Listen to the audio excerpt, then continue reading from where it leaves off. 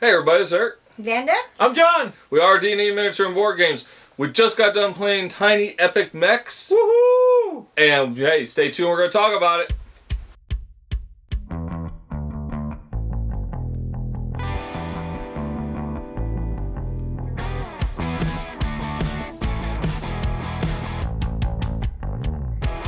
So, Tiny Epic Mechs. Woohoo! One of John's most recent Kickstarter receivables? Received? Gotten? Purchased? Pledged? Collection. Finally came. Now, if for those of you who are not familiar, the Tiny Epic it's a wide range. You have Tiny Epic Kingdoms. John, you're more familiar because you get a lot of the Tiny Epic stuff. Tiny Epic Zombies. Yeah, there's Tiny Epic Zombies. There's the Tiny...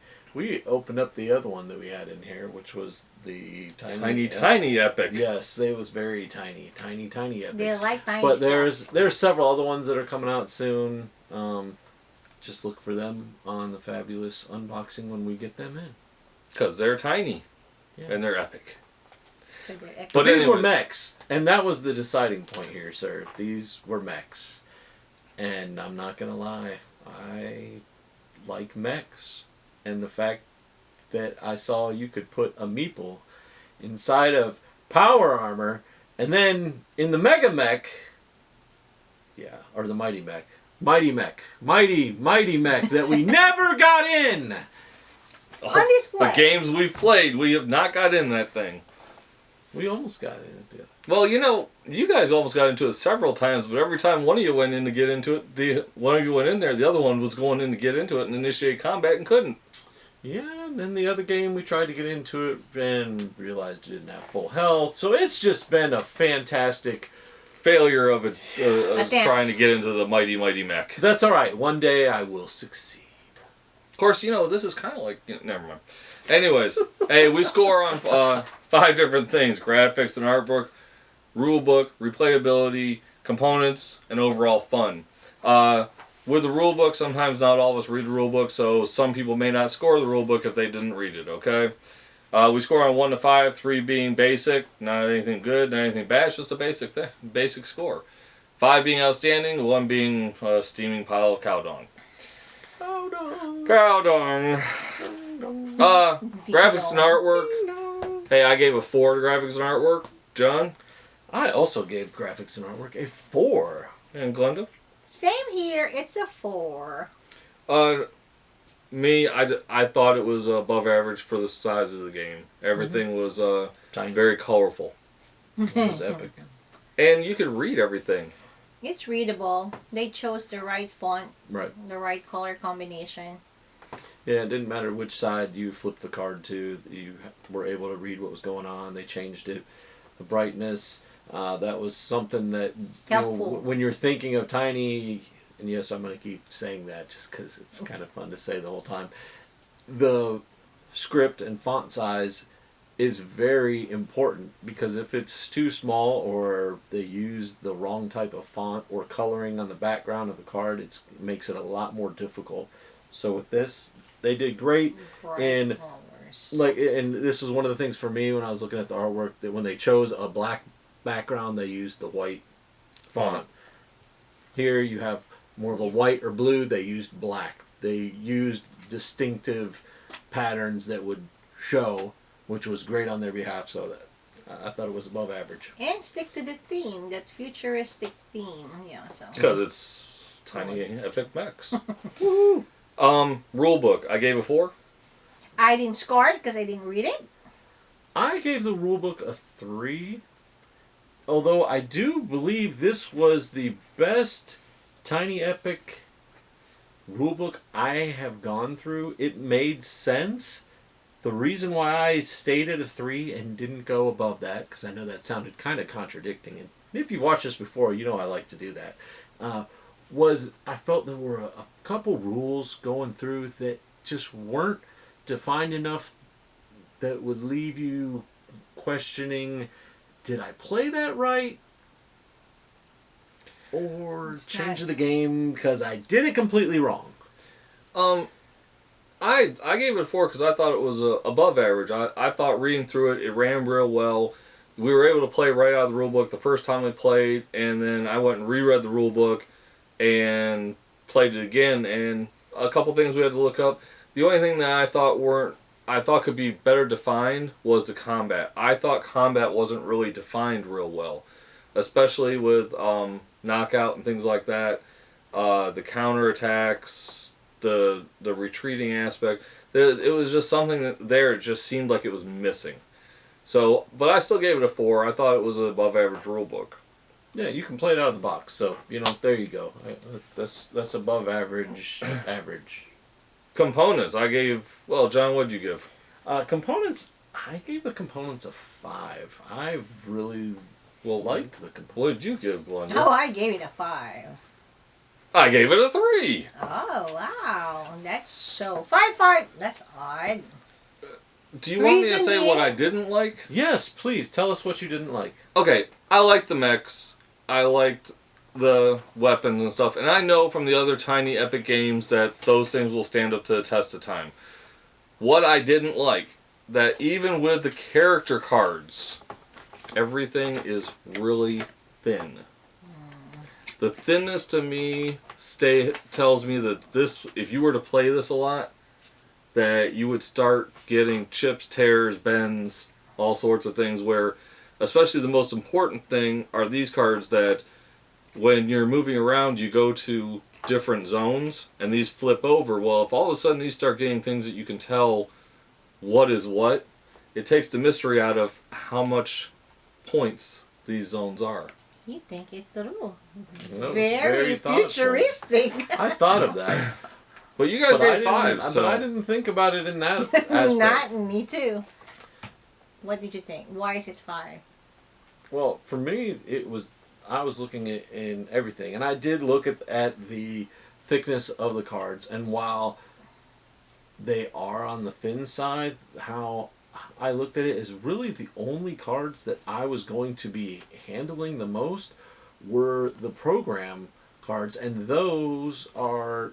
Well, in my opinion, I thought they were thicker, or they felt thicker to the hand that I was holding them in at the time when I was making my evaluation than any of the other cards, and they are thicker. I'm just saying it that way. They're thicker than your ones here. So if I'm only doing those in a quick shuffle, yeah, you can feel they are a thicker consistency. Yes, they are. No, they're the same. They're thicker by 0.00001 millimeters. They're the same, folks. Alright, so my thought here is, I give it a 5. I don't care about the thickness for as much as you're going to play this game. I think it will stand the test of time, being a textured card. We played with so many cards as a kid, but they thought well of combining the cards, the little things that you put on your meeple. Now she's throwing meeple weapons at me. The meeple, and when you arm it, you can actually see its arm, and then the armor, and the, what do you call that? That one. The Mighty Mech. The Mighty Mech, and they use all this wood in mine, and the cards. I thought this is a Tiny Epic Mech, and I think everything is perfect. I gave it a 5. The components, you needed it, everything. You can just leave all this, you don't have to have it, but they thought about it. So that makes it fun. Fun to look at, fun to play. So it's above average and everything but the card. They still stick to their card. Okay. No, it's a major component of the game. I still have a 5. Because I was weak to the mechs. Yes. Yes, you were. Yes. But you like tiny things. Well. So, replayability. I gave it a 4. I gave it a 5. I gave it a 5. So, while I think it has high replayability, in my replayability I looked at the program cards, the different style of play by different players, and the different choice of weapons you can have. The one thing that held me from having the 5 is that your zones, when we played a 3-player games, you only have 2 left over. And I assume when you play a 4-player game, you're using all the zones. I think there needed to be a little bit, maybe some more variation of zones or a couple extra cards where if you have all the cards out, maybe you don't know if you get all the 3s or all the 2s. Maybe make extra where you had 10 or 15 of these extra cards with the 1, 2s, and 3s on them, so that you never knew exactly what you were going to get. Because after you play this for a while, you're going to know that you have a certain amount of 3s, a certain amount of 2s, a certain amount of number of 1s. Mm-hmm. That variation needs to be upped a little bit. I just thought 10 or 15 more cards with 1, 2s, and 3s on them would have taken care of that. That's why I did not score it at a 5. I scored it at a 4. Other than that, it's got plenty of change of characters, it's got plenty of weapons, and your different people playing will change the variation of the game. Yeah, I mean, and I looked at, as far as those repeating, setting up your board, that's done randomly, so the only thing that was going to be consistent besides you deciding if you were going to use one of the preset examples was you're putting your start bases, you're putting that out in a defined area or wherever you set it up in the map. So yes, you are limited to the amount of squares that are printed off, but you are shuffling them up, dealing them out, and you don't know. So while every game there's only X amount of squares, as you're going, you still don't know what it is when you're first going there. So like, for instance, if you watched the playthrough, which I hope you did, when you subscribed, or will at this point coming up after this, you saw, for me, when we went around, I ended up being surrounded all by 1s. I think every single...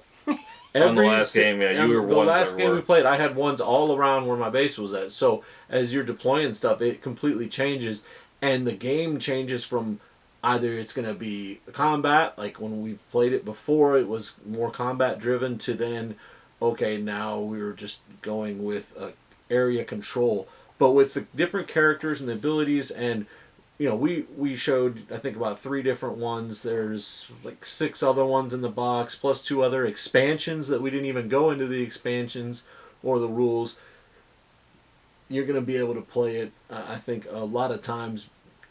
That's why I gave it a 5. And there's going to be, with that, a lot of different results, different players, different styles, and it's spontaneous. It's okay, this is what I'm going to do next because I think he's going to do that. He may not do that, or you plan to do that, and yet he's going to do something else. His plan is totally different. So I gave it a 5. Given that with your, this one that you're talking about that is limited, I get it. Mm-hmm. But at the same time, I look at it like a given board in any board game that is set. The only difference is you shuffle it and you're still not going to know where it's going to land. So for me, the replayability, I like it. It's a 5, the endless possibilities of this game. And it's a smaller game. And as far as we'll play it again, you can play it over and over again. And they even have a solo mode on it. So if you get tired of losing to all the people that you play with because they're a lot better than you, turn them off and battle against the deck. I used to do that to Eric. Did you win, Eric? So overall fun. John, what'd you give for overall fun? Overall, I gave a 4. Glenda? I gave it a 3. And I gave it a 3. I just found it to be a basic area control game that you once in a while get combat if you're lucky enough to end up in the same zone with another mech, if you're trying to. If you realize where the points come from, you do have to have a little bit of combat, but for the most part, you're really trying to put out your turrets, your mines, and make sure that they stay in place. And that's a fabulously great point. If you end up playing in a group where everybody's doing the exact same thing, you can end up with just going in circles, collecting points, and putting the same things out there. However, it's really going to come down to the fun for this is your group and how you're playing it. The energy you bring in, because if you correct. If you see, okay, you played the last round, all right, they're just going for the turrets. Well, you know what?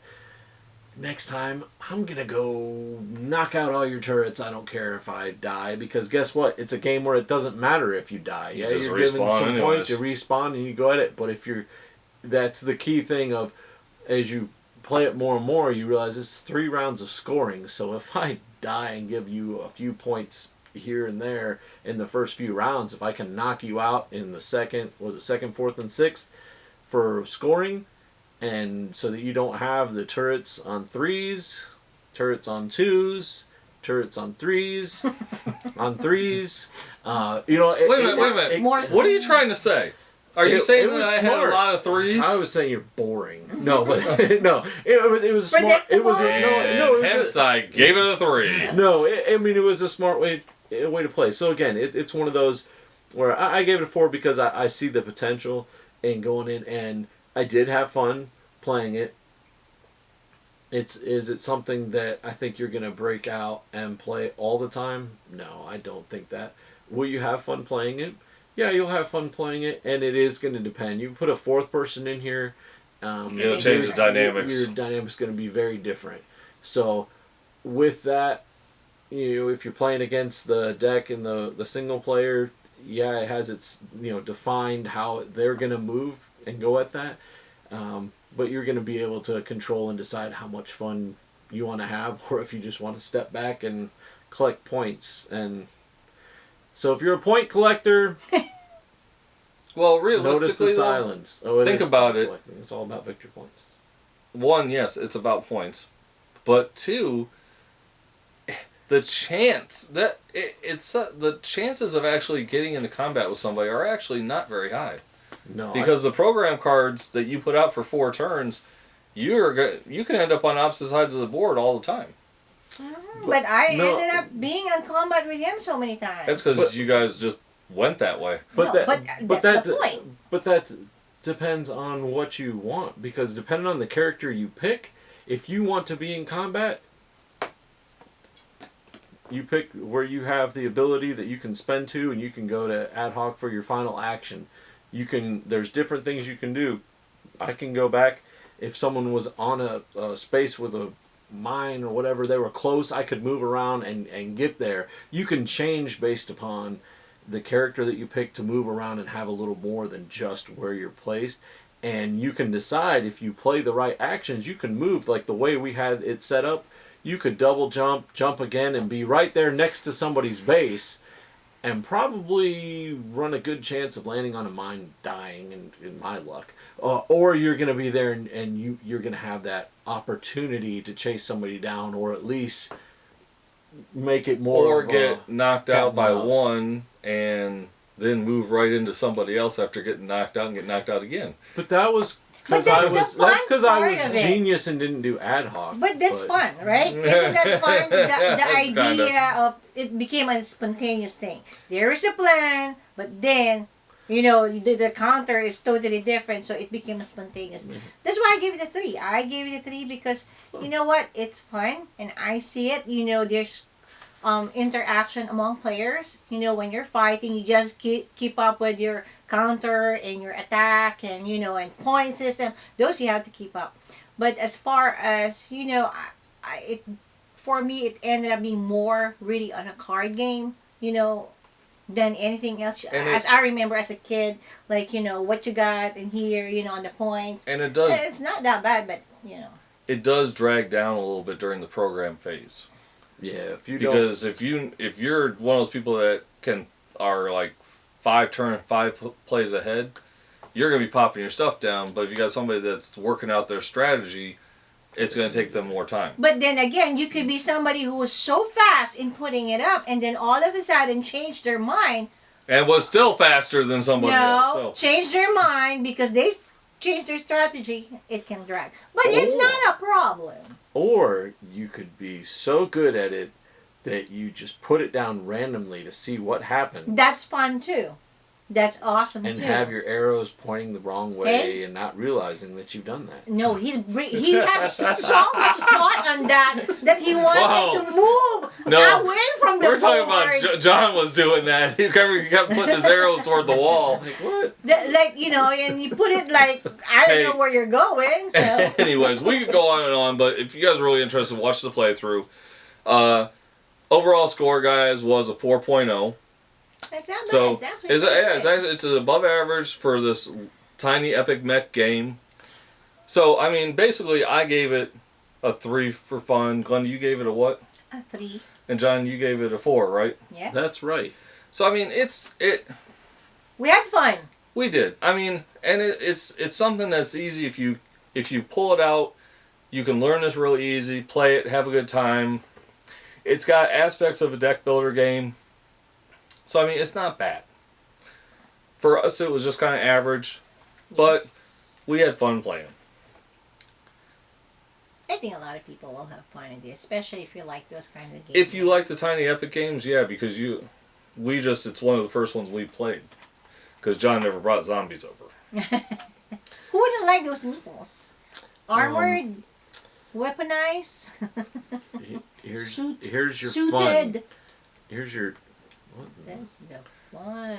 Apparently, See? you have to Mixed be color. As always, specific. guys, support your local game, and we support Discover games. Mechs. Oh, Fayetteville, Georgia. Game on, everybody. Game on. That's a 4. Game on. I like that. 2 colors. Because